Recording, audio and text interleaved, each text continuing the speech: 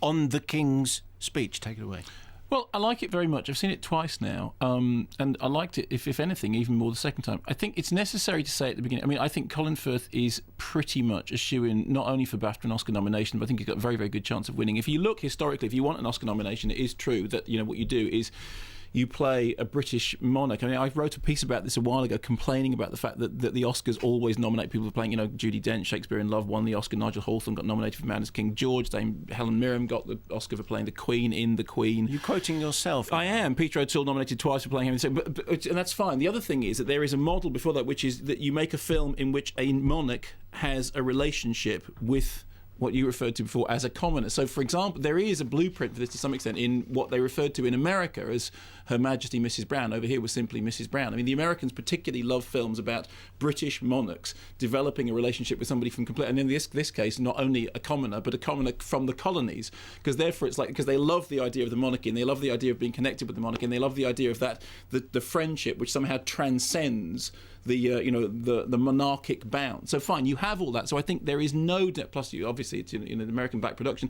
There is no doubt that this has got Oscar bait written all over it. And if one was to be completely cynical, one would go, well, there we go. Once again, Britain is putting that foot forward. I think the thing that actually overwhelms that cynicism is that the film is as enjoyable and as good as it is, and for a number of reasons. Firstly, it is brilliantly played. I mean, it is a fantastic performance.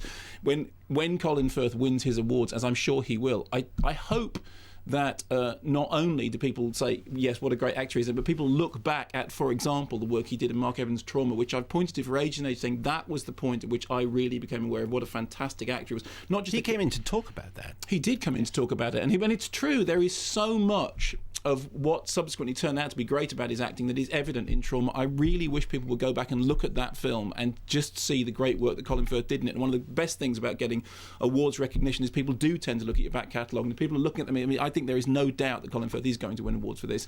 They should go back and look at Trauma.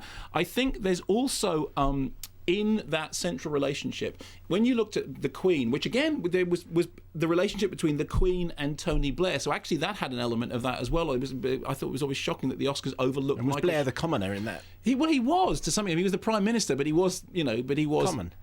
Well, I hate that word, but you know what? Yes, in regal terms, you're going to believe in the monarchy, which incidentally I don't. Yes, you have to accept there is such a thing as royalty and there is such a thing as a commoner. So that's going on. The difference between Her Majesty Mrs. Brown and the Queen and this is both Her Majesty Mrs. Brown, I know it's called Mrs. Brown over here, but as far as the Americans, because Her Majesty Mrs. Brown and the Queen were television projects. They started life as television projects. In my mind, they ended life as television projects. This is actually very visual. It is interesting just how much he's managed to take what is essentially two people talking in a room and make it a cinematic spectacle. Even if you've only seen the clips that are on television at the moment, you've seen the thing where the camera's zooming by as they're going blah, blah, blah, blah, blah, and shaking their jaws around. You've seen the overhead shots of them rolling around on the floor. You've seen the way the camera prowls around. It's that very difficult thing of making an interior space, a psychological space, actually visually interesting. And I think the thing that marks this apart from those precedents is that this feels much more like a movie than did either The Queen or Mrs. Brown. It feels like a cinematic, despite the fact that it is, in the end, people talking in rooms. And I think it's funny,